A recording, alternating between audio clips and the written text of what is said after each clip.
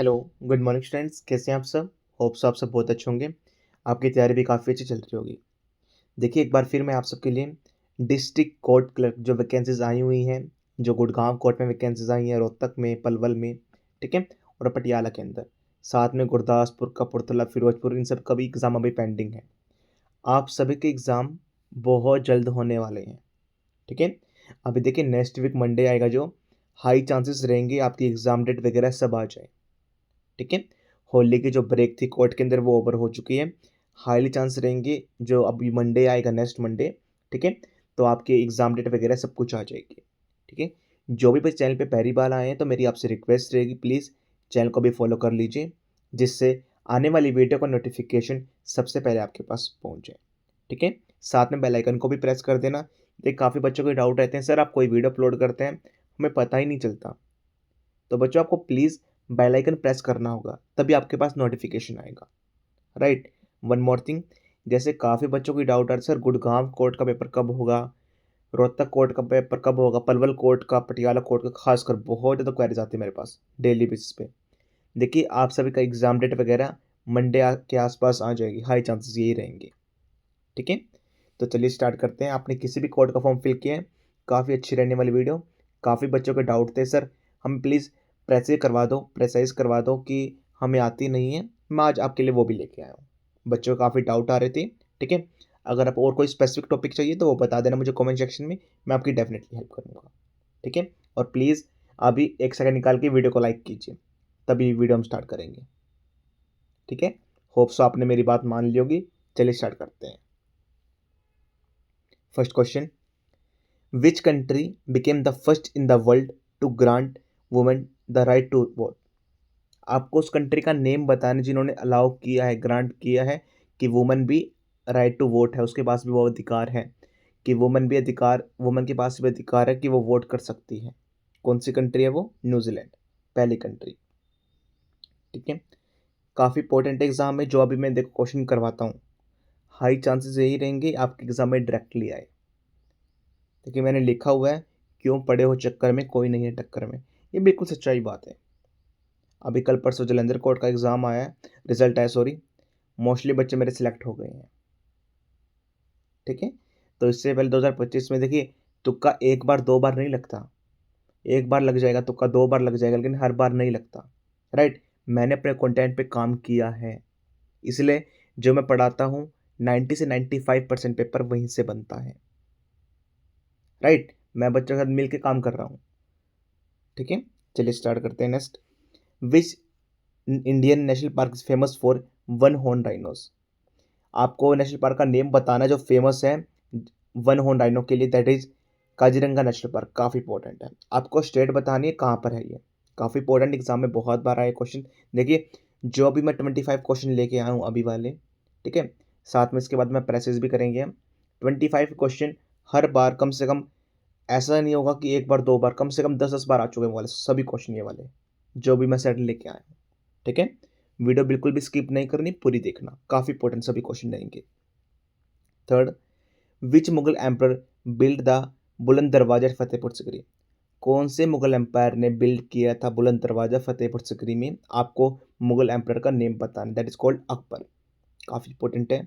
Fourth, which Indian freedom fighter is known as grand old man of India?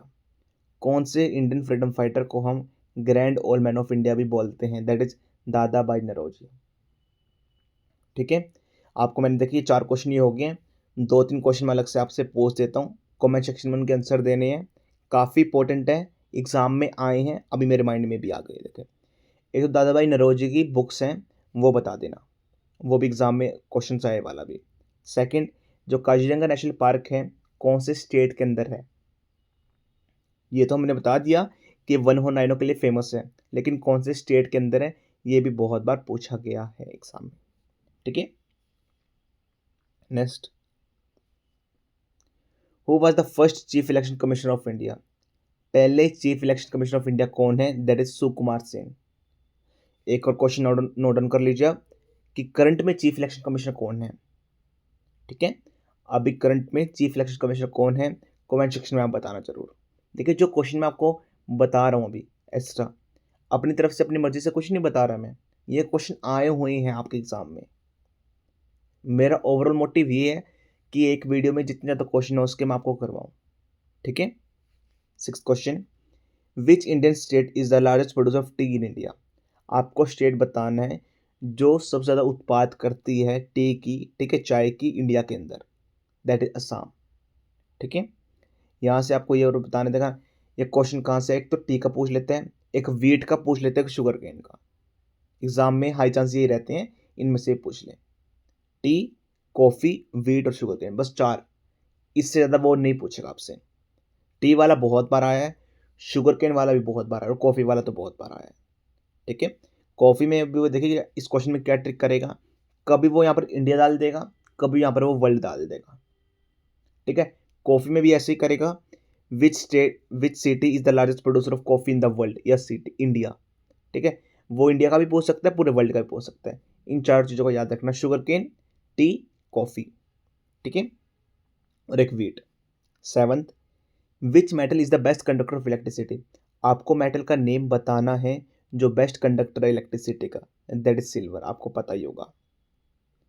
8th question, which movement launch by Mahatma Gandhi 1930 started with the Dandi march? देखिए I think so आज ये जो Haryana Punjab high court का batch चला हुआ है, ठीक है, आज मैंने इसमें आपको डांडी मार्च करवाया था, सिविल डिसोबीडियंस मूवमेंट, डेलीगेट्स करवाए थे, गांधी रन पैक्ट करवाया था। ठीक है। खान अब्दुल जाफ़र खान के बारे में डिटेल में बताया था, रेड शर्ट्स के बारे में बताया था, खुद किस्मत खान के बारे में बताया था। ठीक है, ये सारा बताया था। तो जिन बच्चों ने वो लेक्चर ले लिए, ऑटोमेटिकली आप क्रैक कर लो इस क्वेश्चन को, कि कौन सी मूवमेंट लॉन्च की थी महात्मा गांधी ने 1930 के अंदर, जिसको स्टार्ट किया था डांडी मार्च। मैंने आपको ये बताया था कितने डेलीगेट्स थे, ये वाली यात्रा कितने दिन चली, ठीक है, कहाँ से कहाँ तक चली। ठीक है। आपसे काफ़ी इंपॉर्टेंट क्वेश्चन ये भी बताया था मैंने आपको, जैसे लास्ट में जो क्वेश्चन मैंने करवाए थे उसमें, कि जैसे कि जब गांधी जी को अरेस्ट कर लिया गया तो उनकी जगह मूवमेंट को किसने लीड किया, उस लेडी का नेम भी बताया था मैंने आपको। ठीक है। तो जिन बच्चों ने Haryana Punjab high court permanent जो कोर्ट क्लर्क होते हैं उन कोर्स में लो इनरोल किया हुआ है तो डेफिनेटली वो कर लेंगे। ठीक है, डिटेल में मैंने बताया था वो question. Next, which country is the largest producer of coffee in the world? आपको कंट्री का नेम बताना है जो largest producer of coffee in the world. देखिए जो मैंने आपसे पूछा था क्वेश्चन, जो भी मैं बात कर ही रहा था, देखिए largest producer of T in India, और यहाँ पर कौन सा पूछ लिया उसने, कंट्री पूछ लिया पूरे वर्ल्ड के अंदर। ठीक है, कॉफ़ी। एग्ज़ाम में गिने चुने क्वेश्चन ही डालता है वो, एग्ज़ाम के वो फेवरेट क्वेश्चन बन जाते हैं कोर्ट के। ठीक है। मैंने आपको बोला tea, coffee, wheat, sugarcane, पांचवा नहीं आएगा आपके एग्ज़ाम में। मैं अपने इतने इतने सालों से पढ़ाने का एक्सपीरियंस में बता सकता हूँ। ठीक है। 10th, which scientist discover the neutron 1932? कौन से साइंटिस्ट ने डिस्कवर किया न्यूट्रॉन को 1932 में, दैट जेम्स चैडविक। याद कर लो एग्जाम में, प्रोटॉन न्यूट्रॉन की डिस्कवरी किस किसने की थी, एक पॉजिट्रॉन की। इन चारों का कर लो बस याद, साइंस से क्वेश्चन आएंगे डिस्कवरी से तो ये पूछ लेगा। ठीक है। एक चार्लिस डार्विन वाला क्वेश्चन आता है एग्जाम में, वो भी बहुत फेवरेट क्वेश्चन है। चार्लिस डार्विन उसने कौन सी थ्योरी दी थी? ठीक है, वो भी बहुत इंपॉर्टेंट क्वेश्चन है, एग्जाम में बहुत बार आया है। ठीक है, लेकिन यहाँ पर अभी साइंस से रिलेटेड है, एटम के बारे में पढ़ रहे हैं, तो इलेक्ट्रॉन, प्रोटॉन, न्यूट्रॉन और पॉजिट्रॉन इनके बारे में पढ़ लेना। Sorry. 11th, which Indian state is the largest producer of spices in India? आपको स्टेट बताना है जो सबसे ज़्यादा प्रोड्यूस करते हैं spices in the India, that is Kerala. 12th question, which Mughal emperor wrote his autobiography Tuzuk e Jahangir? आपको मुगल एम्परर का नेम बताना है जिन्होंने लिखा autobiography Tuzuk e Jahangir, that is Jahangir. Name से समझ में आ रहा आपको, जहांगीर। ठीक है। Which state separate India from Sri Lanka? आपको स्टेट का नेम बताना है जो सेपरेट करते हैं इंडिया को श्रीलंका से, दैट इज पोल्क स्टेट। ठीक है। 14th, which planet has the largest volcano in the solar system? आपको प्लैनेट का नेम बताना है जिसके पास लार्जेस्ट वोल्केनो है इन द सोलर सिस्टम, आपको उस प्लैनेट का नेम बताना है। ठीक है। देखिए ये क्वेश्चन मैंने स्किप कर दिया है, इसका आंसर आप सब देंगे, काफ़ी इंपॉर्टेंट एग्जाम में इस बार आने के चांस रहेंगे वाला क्वेश्चन। ठीक है। और 15 क्वेश्चन भी आपको आंसर देना है। विच Indian state has the largest tribal population in India? कौन सी इंडिया की स्टेट का नेम बताना आपको जहां पर सबसे ज़्यादा ट्राइबल की पॉपुलेशन है? ठीक है, उस इंडियन स्टेट का नेम बताना है। देखिए, मैं आपसे एक्टिव पार्टिसिपेशन चाहता हूँ। ये नहीं कि मैं वीडियो करवा के चला जा रहा हूँ, आप वीडियो देख रहे हैं, सुन के अनसुना कर रहे हैं। आप सबके बेनिफिट के लिए ही बोल रहा हूँ, राइट? मैंने बहुत सारे बच्चों को सिलेक्शन दिलवाया है, मेरे अकॉर्डिंग चलोगे आपका भी सिलेक्शन हो जाएगा। ठीक है? देखिए, एक छोटी सी बात शेयर करूँगा आपसे, बात ज़्यादा लंबी नहीं बात करूँगा, मेरे पास भी इतना टाइम नहीं रहता। ठीक है? अभी क्या, अगर आप इतने सालों से अपने अकॉर्डिंग ही चल रहे हो, जैसे तैयारी कर रहे हो आप एसएससी, बैंकिंग, रेलवे, कहीं पे भी जीएस की कर रहे हो, कहीं से भी कुछ भी कर रहे हो, सिलेक्शन हुआ आपका, तो कहीं न कहीं आपके जैसे पढ़ने में या फिर आपके स्टाइल में कुछ तो कहीं दिक्कत आ रही, तभी आपका सिलेक्शन नहीं हो रहा। तो एक बार मेरे अकॉर्डिंग चल के देख लो आप, सिलेक्शन हो जाएगा ऑटोमेटिकली। ठीक है? हज़ारों बच्चों को गाइड करता हूँ, मेंटोर करता हूँ, ठीक है? इतना एक्सपीरियंस हो चुका है मुझे। एक बार एक्सपीरियंस मतलब जो जिसने पहले एग्ज़ाम को क्लियर किया है, उसके अकॉर्डिंग चल के देखिए आप। ठीक है? तो ये सब आपके लिए बेनिफिट के लिए बोल रहा हूँ मैं। ठीक है? मुझे कुछ नहीं मिलेगा इसमें कि आप पार्टिसिपेट करो या ना करो। बस मैं चाहता हूँ जो क्वेश्चन मैं करवा रहा हूँ, अगर आप वो भी कर लेते हो, तो बहुत अच्छा एग्ज़ाम जाने वाला आप सबका। ठीक है? अब देखिए, मोस्टली बच्चों ने कोर्स में एनरोल किया हुआ है। ठीक है? वो आराम से वहाँ पर स्टडी कर रहे हैं और उनका एग्ज़ाम क्लियर भी हो जाएगा आराम से, बहुत बढ़िया जाने वाला है उनका सबका एग्ज़ाम। जिन्होंने कोर्स में एनरोल नहीं किया उन सबका। ठीक है? आप मेहनत भी नहीं कर रहे, एक्टिव पार्टिसिपेशन भी नहीं ले रहे, मैंने आपसे अलग से 5 से 6 क्वेश्चन पूछ लिए हैं। आप गारंटी से कह लो सिर्फ़ 3-4 बच्चे ही हैं मुझे पता है जिनका नाम, ठीक है? तो वही सिर्फ़ आंसर देते हैं और कोई देगा ही नहीं, सुन के अनसुना कर देंगे। अरे राहुल सर तो वैसे ही बोल रहे हैं। बच्चों, बहुत सारे बच्चों ने झटका खाया है मेरी 1-2 वीडियो देख के, कि फिर बाद में आते हैं कि सर हमने बहुत बड़ी गलती कर दी कि आपसे नहीं पढ़े, आपके कंटेंट से सेम क्वेश्चन छपे थे। ठीक है? तो प्लीज़ पढ़ लीजिए मन लगा के। इन दोनों क्वेश्चन के आंसर सभी बच्चे देंगे। ठीक है? 16th, which international organisation publish the world development report? कौन सी इंटरनेशनल ऑर्गेनाइजेशन पब्लिश करती है रिपोर्ट को, WDR की, वर्ल्ड डेवलपमेंट रिपोर्ट की, that is world bank. 17th, आपको इंडियन की रिवर का नेम बताना है जिसे हम lifeline of MP Madhya Pradesh भी बोलते हैं, that is Narmada river. 18th, which metal is used in the filament of electric bulb? आपको मेटल का नेम बताना है जो यूज होता है इलेक्ट्रिक बल्ब के अंदर as a filament, that is tungsten. काफी इंपॉर्टेंट है। Next, which element is the lightest element periodic table? ठीक है? देखिए, यहाँ से 2 क्वेश्चन बनेंगे आपके। सबसे पहले हाइड्रोजन का एटॉमिक नंबर पूछ लेता है, वो रहेगा 1। आपसे ये पूछ लेगा 2 क्वेश्चन, सेकंड क्वेश्चन, कि जो पीरियोडिक टेबल स्टार्ट होती है वो कहाँ से होती है? वो हाइड्रोजन से ही स्टार्ट होती है। Hydrogen, helium, lithium, bohrium, barium, ये सभी नेम रहते हैं। ठीक है? अब इसमें क्वेश्चन क्या पूछा गया, विच element is the lightest element? सबसे लाइटेस्ट एलिमेंट बताना पीरियोडिक टेबल का। आपसे कुछ नहीं पूछ रहा पीरियोडिक टेबल किसने दी, कौन से ईयर में कब दी, कब कैसे डिफेक्ट है, कुछ भी है, कुछ भी नहीं पूछ रहा, ना एटॉमिक नंबर ना एटॉमिक मास, सिंपल आपसे पूछे। लेकिन हाँ, हाइड्रोजन के ऊपर 3 क्वेश्चन बनते हैं। एक इसका एटॉमिक नंबर पूछ लेगा जो रहता है 1। ठीक है? सेकंड क्वेश्चन, कि सबसे पहला एलिमेंट कौन सा पीरियोडिक टेबल का, वो भी हाइड्रोजन ही है। ठीक है? पहले 5 याद कर लो बस, hydrogen, helium, lithium, bohrium, barium. ठीक है? ये आपको सेल वाइज याद करने होंगे, ये एटॉमिक नंबर वाइज ही रहते हैं। ठीक है? 20, which Mughal emperor build the Shalimar garden Kashmir? कौन से मुगल एम्पायर ने बिल्ड किया है शालीमार गार्डन कश्मीर में? That is Jahangir. 21st, which Indian state is known as spice garden of India? कौन सी इंडियन स्टेट को हम स्पाइस गार्डन ऑफ इंडिया भी बोलते हैं? काफी इंपॉर्टेंट है, that's called Kerala. 22nd, which organization responsible for maintaining international peace and security globals? कौन सी ऑर्गेनाइजेशन रिस्पॉन्सिबल करती है maintaining international peace and security globally? That is United Nations. 23rd, which Indian scientist won the Nobel prize in physics in 1913? आपको Indian scientist का name बताना है जिन्होंने Nobel prize जीता है फिजिक्स फील्ड के अंदर इन 1930। That is CV Raman. काफ़ी इंपॉर्टेंट है, बहुत बार बार किया है क्वेश्चन। पूछ लेगा सिंपल कि जैसे 4-5 नेम दे देगा कि किसने फिजिक्स में नोबेल प्राइज जीता है, ठीक है। तो वे सीवी रमन ने जीता है 1930 में। Next, which country is known as land of thunder dragon? कौन सी कंट्री को हम लैंड ऑफ थंडर ड्रैगन भी बोलते हैं? That's called Bhutan. And the last question, which Mughal emperor build the जमा मस्जिद इन न्यू दिल्ली? कौन से मुगल एम्परर ने बनाई जमा मस्जिद इन दिल्ली? दैट इज शाहजहां ने। काफ़ी इंपॉर्टेंट, एग्जाम में याद रखना, ठीक है।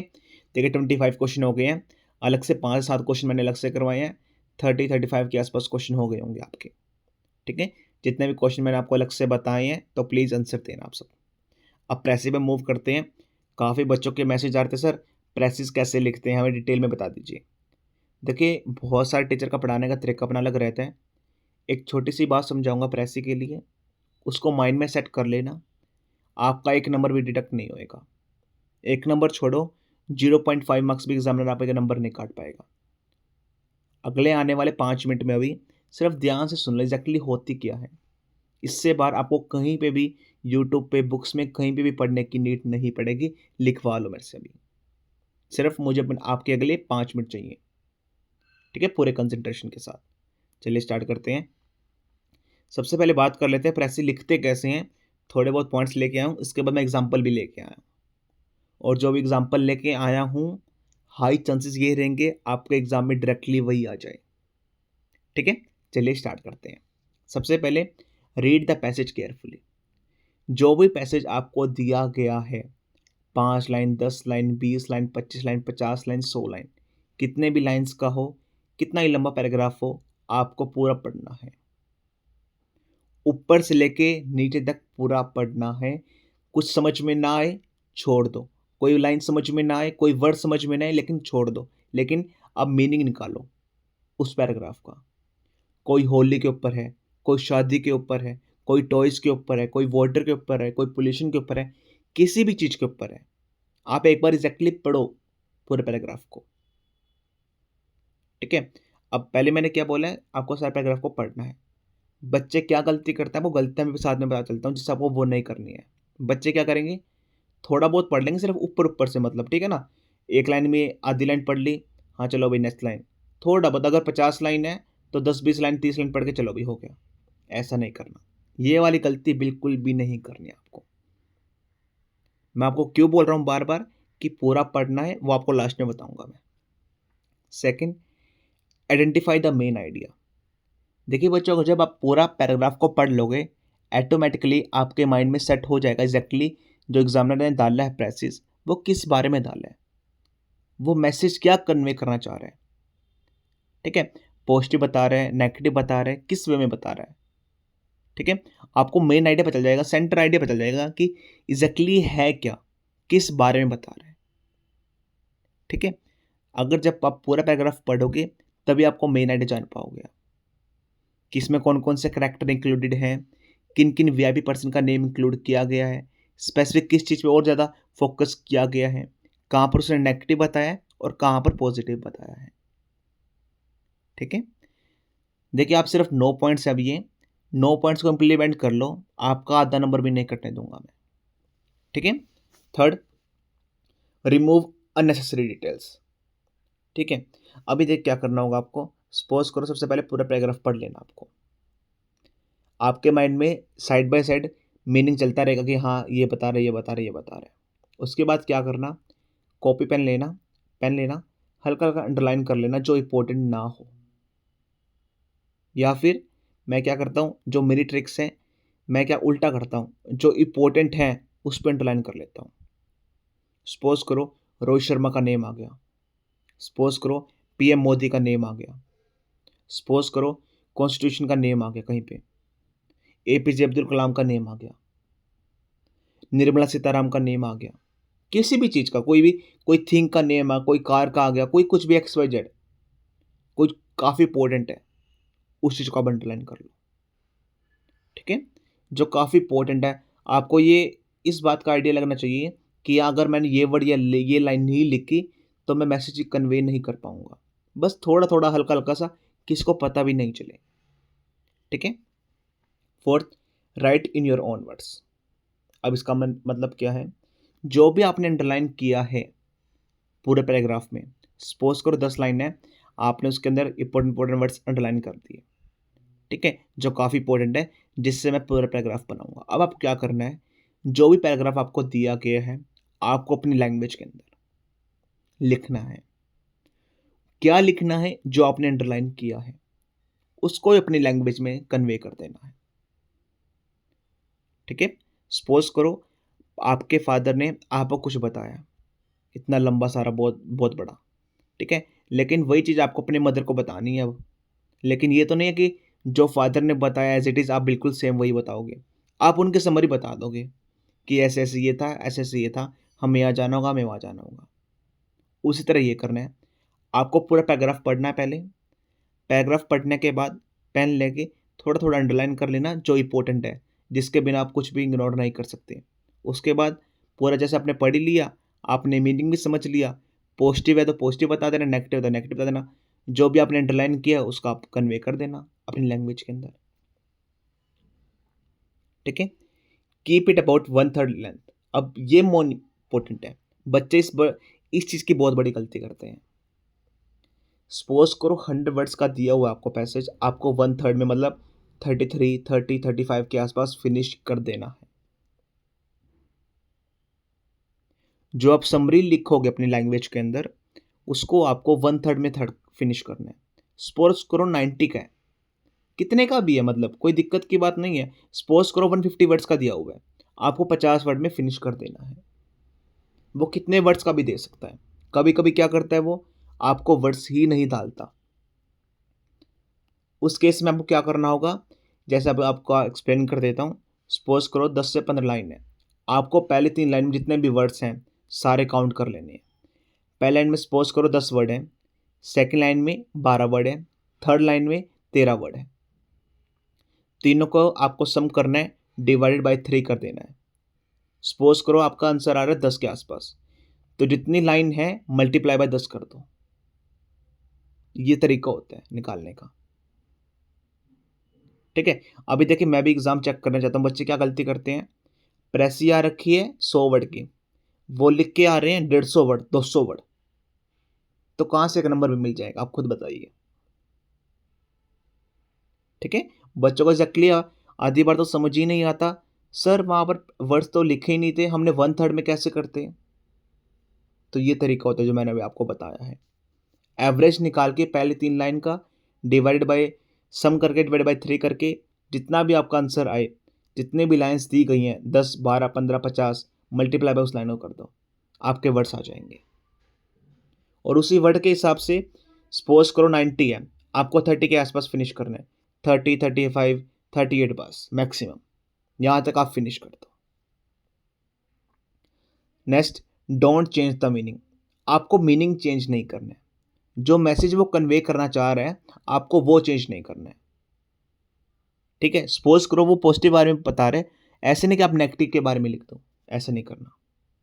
वो गवर्नमेंट के पॉजिटिव पॉइंट्स गिना रहे, आप नेगेटिव पॉइंट गिना रहे हो, ऐसा नहीं करना। जैसा उसने बोला है आपको एज इट इज़ वैसा ही लिखना है। आपको अपना वहाँ पर माइंडसेट यूज़ नहीं करना किया यार ऐसे कैसे पॉसिबल है, नहीं। जो उसने लिख दिया वो पत्थर की लकीर है, वो 100% सही ही है, आप गलत हैं। ठीक है। Use simple clear sentences. जब आप अपने लैंग्वेज में लिखेंगे, देखिए बच्चे क्या गलती करते हैं, सर हम अच्छी अच्छी लाइन यूज़ कर दें, अच्छे अच्छे वर्ड्स यूज़ कर दें जिससे एग्जामिनर खुश हो जाए। बच्चों ऐसा कुछ भी नहीं होता।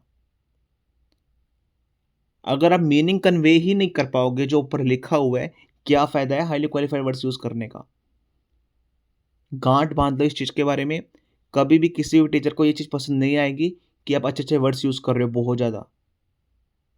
सिंपल लिखो, प्रिसाइज लिखो, टू द पॉइंट लिखो, पूरे मार्क्स आएंगे। ठीक है। इसलिए मैंने लिखा specific, use simple and clear sentences. कोई एक लाइन है उसका मीनिंग कन्वे करना चाह रहे हो, बहुत सिंपल लैंग्वेज में फिनिश कर दो। ठीक है। वन मोर थिंग, अब इसमें एक पॉइंट और रह गया, आपको कुछ भी कॉपी नहीं करना है उस पैराग्राफ में से, सारा अपनी लैंग्वेज में लिखना है, सारा का सारा। ये नहीं कि सर 7th लाइन के बाद एक लाइन कॉपी कर दे बिल्कुल सेम टू सेम, भाई टीचर को क्या ही पता चलेगा एग्जामिनर को। ऐसा नहीं करना, बिल्कुल भी नहीं करना। अपनी लैंग्वेज में लिखो, कुछ भी लिखो, लेकिन कॉपी बिल्कुल भी नहीं करना। कोई वर्ड आ रहा है सपोज करो, ठीक है, तो कुछ भी आ रहा है, ठीक है, तो आप उसे सिनोनिम लिख सकते हो। कोई हिंदी मीनिंग, मतलब जो एज अ सिनोनिम का हिंदी मीनिंग होता है, तो वो लिख सकते हो आप, लेकिन वो सेम वर्ड यूज मत करना, ठीक है। गिव अ स्टेबल टाइटल, आपको एक टाइटल भी देना है। टाइटल अगर 5 नंबर का है, 1 से 2 नंबर सिर्फ टाइटल का ही रहता है। मोस्टली बच्चे टाइटल को भूल ही जाते हैं और 2 नंबर तो गवाही बैठते हैं वो, ठीक है। लास्ट में आपको ग्रामर चेक करनी है और क्लैरिटी करनी है कि सब कुछ ठीक लिखा है मैंने, ज़्यादा वर्ड्स तो नहीं लिखे, ईच एंड एवरीथिंग, ठीक है। आपका प्रेस कंप्लीट हो जाएगा बहुत बड़े तरीके से। देखो अभी ये 9 पॉइंट्स थे, नहीं मोस्टली मैंने पूरा अपनी दम लगा दिया, आपको समझ आ गया होगा। अगर अभी भी समझ में नहीं आया तो एक बार दोबारा देख लेना आप। अब एक एग्जांपल के थ्रू समझते हैं एग्जैक्टली मैं क्या कन्वे करना चाह रहा हूँ। अब इन जो 9 पॉइंट्स मैंने बताए हैं, ठीक है, उस बारे में बात करते हैं डिटेल में एक एग्जांपल के थ्रू। अभी देखिए आपके एग्जाम में ऐसा एक पैराग्राफ आएगा। यह पैराग्राफ कितने वर्ड्स का, पहले आपको बताता हूँ, 95 के आसपास वर्ड्स का रहेगा ये आपका। और लिखा मैंने किसके ऊपर है, होली के ऊपर। अभी अभी होली गई है, हाई चांसेस मुझे ऐसा लग रहे हैं कि होली से रिलेटेड कुछ ना कुछ आ जाए आपके एग्जाम में, ठीक है। तो होली के ऊपर मैंने डाल दिया। ये देखिए 95 के आसपास वर्ड्स का है। आपको बनाना कितने का रहेगा, 30, 32, 33 के आसपास या 35 के आसपास। 40 प्लस तो बिल्कुल भी नहीं लेके जाना आपको, 35, 30 के आसपास फिनिश करने की कोशिश करना, ठीक है। अभी देखिए इसको मैं आपको मीनिंग समझा देता हूँ, काफ़ी वैसे ईजी है, ठीक है। Holi is the one of the most popular festival in India. It is known as the festival of colours and is celebrated with great joy and enthusiasm. कि जो होली है एक मोस्ट पॉपुलर फेस्टिवल है भारत देश का, ठीक है। इसको कहते हैं हम फेस्टिवल ऑफ कलर्स भी बोलते हैं हम। ये सेलिब्रेट करते हैं हम ग्रेट इन्जॉय, काफ़ी खुशी से, एंथुसिज्म से, ठीक है। Holi usually comes in the month of March and marks the arrival of spring. Holi आपको सभी को पता ही है, तो ठीक है ना, ये मार्च महीने में आती है। People play with colours, water balloons, greet with each other with happiness, ठीक है। तो पीपल खेलते हैं होली को जैसे वाटर बैलून्स के साथ और ग्रीटिंग्स देते हैं एक दूसरे को, ठीक है, हैप्पीनेस की। On the night before Holi people celebrate Holika दहन। एक दिन होली से पहले होलिका दहन सेलिब्रेट करते हैं, जो सिम्बलाइज करती है हमें विक्ट्री ओवर एविल, ठीक है। फैमिलीज फ्रेंड्स हाँ सब इकट्ठे रहते हैं, शेयर करते हैं स्वीट्स को और ट्रेडिशनल फूड्स को खाते हैं, ठीक है। होली स्प्रेड करती है लव को, यूनिटी को, हैप्पीनेस को अमंग पीपल्स के अंदर, ठीक है, और रिमूव डिफरेंसेस, ठीक है। It teaches us to forgive others and start a new relationship with joy. ये हमें टीच करते हैं कि हमें जो पुरानी गलतियाँ की हैं, कुछ भी किया है, सबको भूल जाना चाहिए और एक न्यू रिलेशनशिप को स्टार्ट करना चाहिए। ये सारा पैराग्राफ रहेगा आपका, काफ़ी ईजी है, ठीक है। अभी देखिए आपने पूरा पैराग्राफ पढ़ लिया, आपको हिंदी मीनिंग भी समझ में आ गया। अभी आपको अंडरलाइन करनी होगी जो मोस्ट इंपॉर्टेंट थिंग्स हैं, जो अपने आप पैराग्राफ में इंक्लूड करना चाहोगे।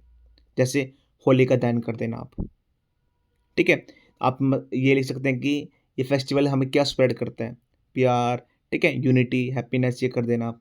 कौन से महीने में सेलिब्रेट करते हैं, मार्च के अंदर करते हैं, ठीक है। ये फेस्टिवल कैसे, कलर्स का फेस्टिवल है, ठीक है। ये सब ये काफ़ी इंपॉर्टेंट है। देखिए ये चीज़ इंपॉर्टेंट है, आप 30 वर्ड में सिर्फ इतना ही लिखोगे, ठीक है। अभी देखिए मैंने इसका आंसर भी लिखा है। सबसे पहले festival of colours, title 2 number हमारे हो गए पक्के। इसके बाद देखिए Holi is the famous festival of India celebrated with Joy and colours. Famous festival है इंडिया का जिसे सेलिब्रेट करते हैं हम जॉय एंड कलर्स। अब देखिए फर्स्ट वाली लाइन मैंने पहली 3 या 4 लाइन को कंपाइल करके एक लाइन बना दी है,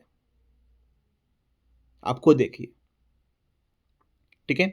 ये मार्च में आती है and marks the arrival of spring. देखिए मैंने लाइन सेम लिखी है, द रीजन बिहाइंड, मार्च में हम चेंज नहीं कर सकते, ना कोई हम जो सीजन आता है उसको चेंज कर सकते हैं, ठीक है। जो काफ़ी इंपॉर्टेंट जो सेम है, देखिए जो चीज़ कोई थिंग का नेम आ गया, कोई पर्सन का नेम आ गया, वो तो हमें एज इट इज़ ही लिखनी होगी, उसमें तो हम कुछ चेंज कर भी नहीं सकते। देखिए फेस्टिवल बिगेन विद होलिका दहन। अब इसमें मैंने यहाँ पैराग्राफ में क्या लिखा हुआ था कि 1 नाइट बिफोर हम होलिका दहन सेलिब्रेट करते हैं। और मैंने कैसे लिखे हैं, the festival begins with Holika Dahan. ठीक है, विक्ट्री ऑफ गॉड और evil, people play colours, share sweets and celebrate Holi, Holi spread happiness unity, encourage people to forget differences. As it is, बिल्कुल सिंपल कंसाइज वे में, कोई लंबे लंबे वर्ड्स नहीं, कोई सिंपल, बिल्कुल सिंपल, आपको ऐसा ही लिखना है।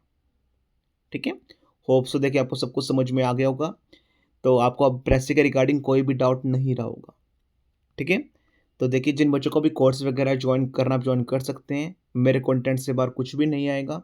अगर आप एक हाउसवाइफ हैं, एग्ज़ाम क्लियर करना चाहती हैं, ठीक है, सेल्फ इंडिपेंडेंट बनना चाहती हैं कि सर मेरा कोई एग्ज़ाम क्लियर हो जाए, आप ज्वाइन कर सकते हैं। इससे अच्छी जॉब नहीं मिलेगी आपके होम टाउन के आसपास ही कोर्ट के अंदर। ठीक है, या फिर काफ़ी टाइम से जो बच्चे मेहनत कर रहे हैं, एग्ज़ाम क्लियर नहीं हो रहा, आप एक बार मेरे से पढ़ के देखिए, डेफिनेटली जो कंटेंट मैं डिलीवर करूँगा उससे बाहर कुछ भी नहीं आएगा। ठीक है, काफ़ी बच्चों ने कोर्स में इन्वॉल्व किया हुआ है, Gurgaon court, Patiala court, Rohtak court और पलवल कोर्ट, आप भी ज्वाइन कर सकते हैं। एग्जाम के रिगार्डिंग और कोई भी क्वेरीज है, feel free to contact me. Inquiry number रहेगा 9991503559।